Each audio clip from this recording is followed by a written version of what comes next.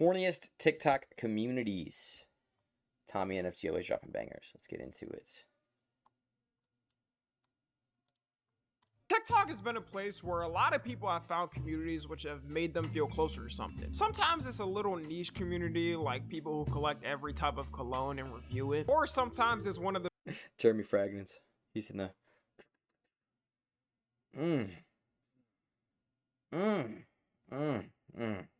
This is by far one of the favorite in my collection.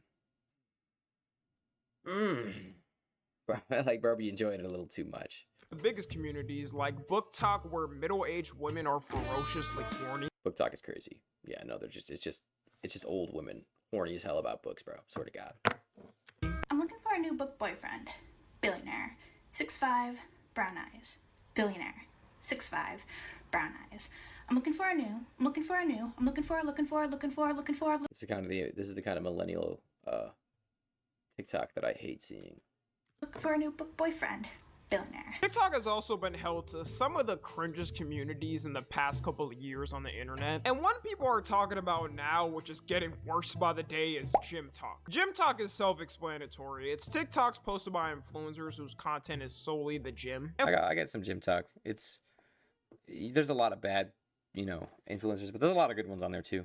For a while, I would Joey Swole. say it wasn't really too big on TikTok, because obviously at the start of TikTok, it got overshadowed. Yeah, Noel. Oh my God, love Noel. By the Charlie D'Amelios and Addison Rays and that era of TikTok. But every year, That era's like faded away. There's no more like, I don't see a lot of dancing like Charlie D'Amelio, Addison Rae, people like that. You don't see that anymore. You see a lot of just actual good content creators. Not saying they're bad. They had a good run. it's only gotten bigger with creators streaming now and doing collabs with each other. Also with the LooksMax community blowing up too, it kind of intertwined with the gym community. Just goes to show us that clavicular is genuinely unreal in a way that's hard to even explain without sounding Clavicular is crazy. Explain it to anybody that has no idea what social media is, it's gonna sound crazy. insane, but if you've watched him, you get it instantly. There's this overwhelming sense that he's operating on a completely different frequency than everyone else. Every stream feels intentional without ever feeling And now he's doing like crack and cocaine.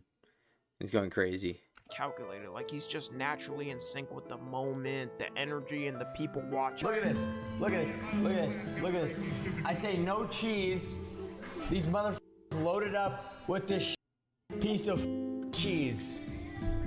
Two pieces. Two pieces of cheese. If you couldn't tell, that was a joke, but it's a real comment someone's typed. One of the corniest things people do on Gym Talk is make edits of themselves. And I'm not talking about your normal run-of-the-mill Oh my God.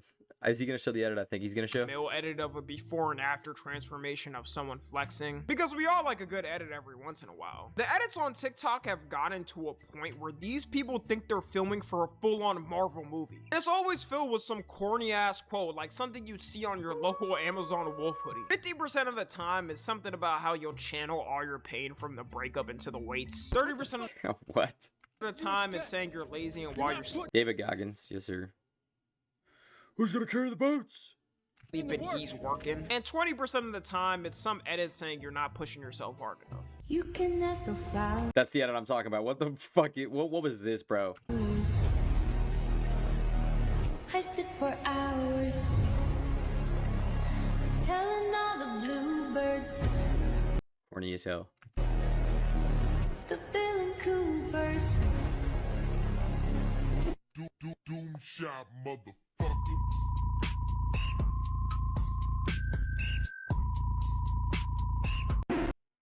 I mean, good physique, great physique. Doesn't look crazy.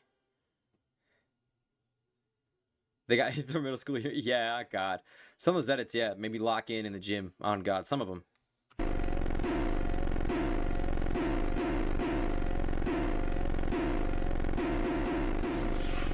This guy's just big as hell, though. That's real. If you played that bass near a daycare, you would probably hospitalize all the kids. Like, bro, just lift the dumbbell, gang. It cannot be this deep. The problem with Gym Talk is people feel they need to stand out the most. There's already a huge problem in the gymfluencer community with people taking gear to level themselves up. You'll never look as good as somebody on Back to the steroid problem, yeah, it's very common for teenagers to start taking it now because they see their favorite influencer taking it, and they're like, well, the only way I can get that big is by doing what they do, and if I start earlier, I can get bigger.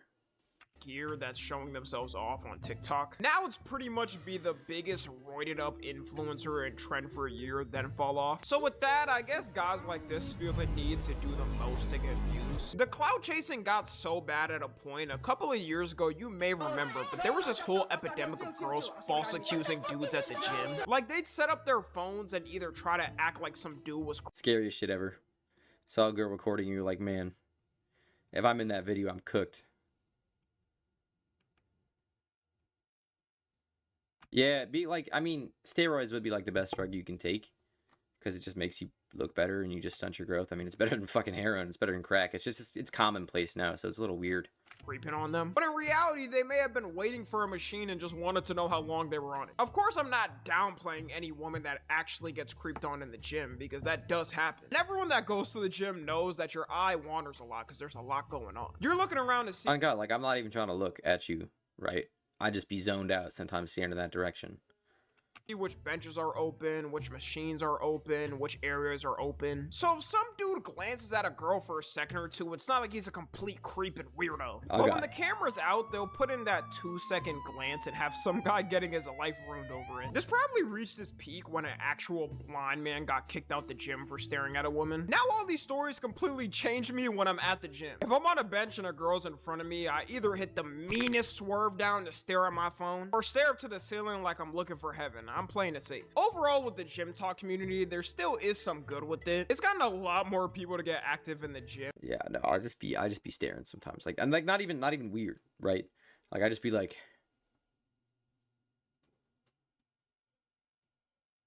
just did a really, really crazy set. Just locked in on the fucking wall behind somebody. Me included, and people can actually give good advice. Of course, when they're not shoving their product down your throat. People also give good recommendations for cutting food or bulking foods that you usually don't hear about. The next community we got is bike talk. Just like gym talk is pretty Corny motherfuckers. Some of it's cool as hell, a lot of them corny as fuck.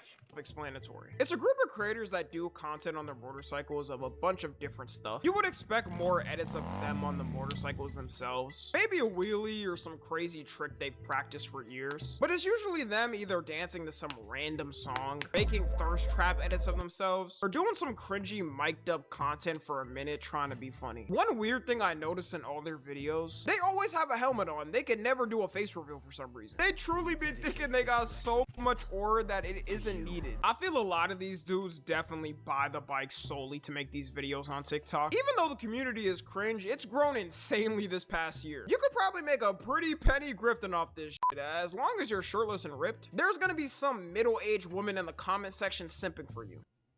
Just a quick warning for you, this next part is going to be very uncomfortable. Viewer discretion advised. I am sorry.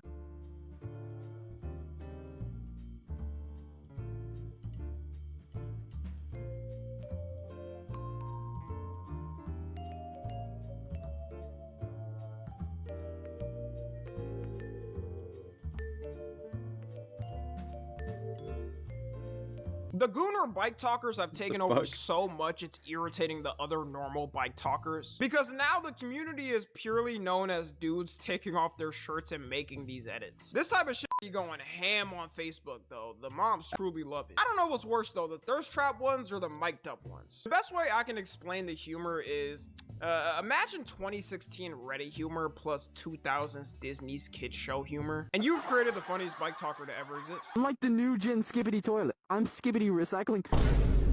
Oh shoot. Oh. I'm so awkward. Unleash my power.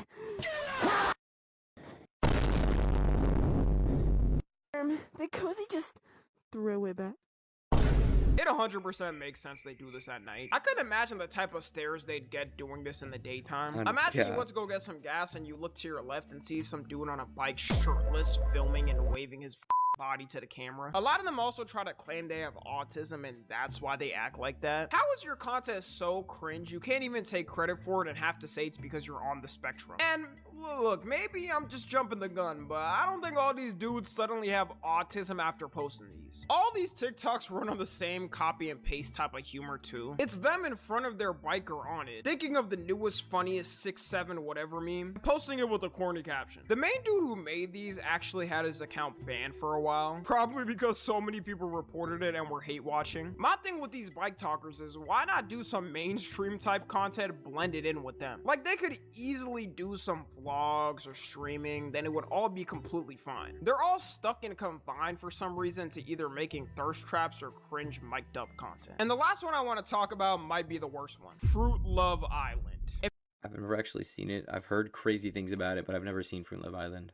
If you're a person with a non-internet poison brain, actually if you're watching me, let's be real, you probably are, then you may have not heard of Fruit Love Island and are wondering what it is. Fruit Love Island is a show on TikTok and accounts started posting this year, where it's Love Island but replace real humans with AI generated fruits and put them in the same freaky situations. For some AI slob, you would expect people to trash on it. Is it fire? I've never seen anything about, like, I just know I've heard that it's gotten crazy big. Not even watch it as usual. However, the account ended up blowing up and in 9 days it gained 3.1 million followers. Holy when you shit. watch it, it's not like this dude has a specific advanced AI where it's better than other ones. It's no different than the typical AI slop you see from memes. The characters at times are phasing through each other or have multiple eyes and limbs. The story was just too good for people, I guess, that they ignored it. You got people fully tapped into the lore of it that they do episode reviews and give their thoughts on it. Thank God they sent Benito ass packing, but after watching episode 9, Tarita deserves so much better. No bullshit. First and foremost, why the fuck was Mangella hoping to get coupled up with Coco Nick? The fuck is your problem, bro? Kiwilo been down for you from the jump, and you still trying to explore your connection with my mans with a sky top feed. I'm gonna need a female bombshell to come lock down my man Kiwilo.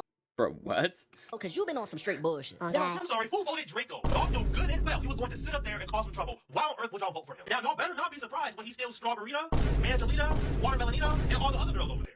Ah, yes. The world's limited drinkable water supply is getting siphoned by tech oligarchs every day. All while the population suffers and has to pay their bills because we're cockroaches to them. But guys, Mangella was betraying Kiwilo after all he did for her?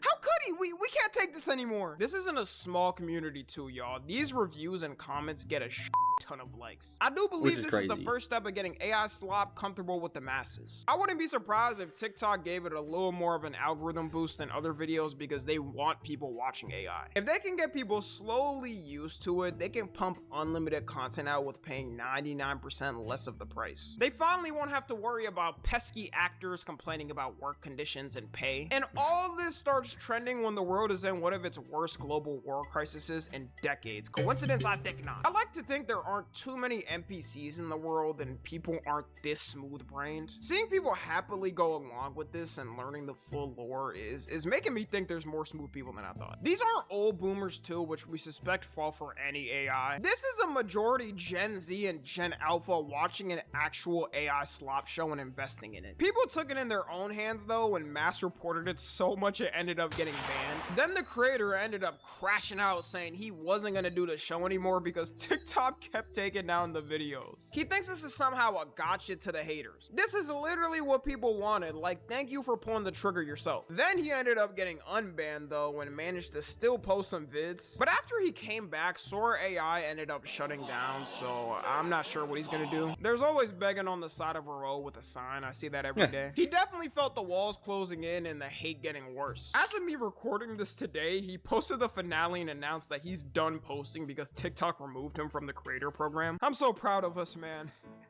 Like, look what we can do as a generation when we team up on something. Instead of arguing about some bullshit gender wars or politics 24/7, we came together for a good cause. Cue that one pic saying Adolf Hitler did. He definitely set a precedent, and I wouldn't be surprised if we see another AI slop show blow up. After all this, I assume the next account that blows up won't last a week before getting taken down. People who watch this will have to look back in the past of the vids they made glazing it, which is even sadder. Anyways, that's gonna be it. Let me know if y'all want more corny communities. Follow me on Twitter, Instagram, and TikTok. As always, I love you guys. Concentrate.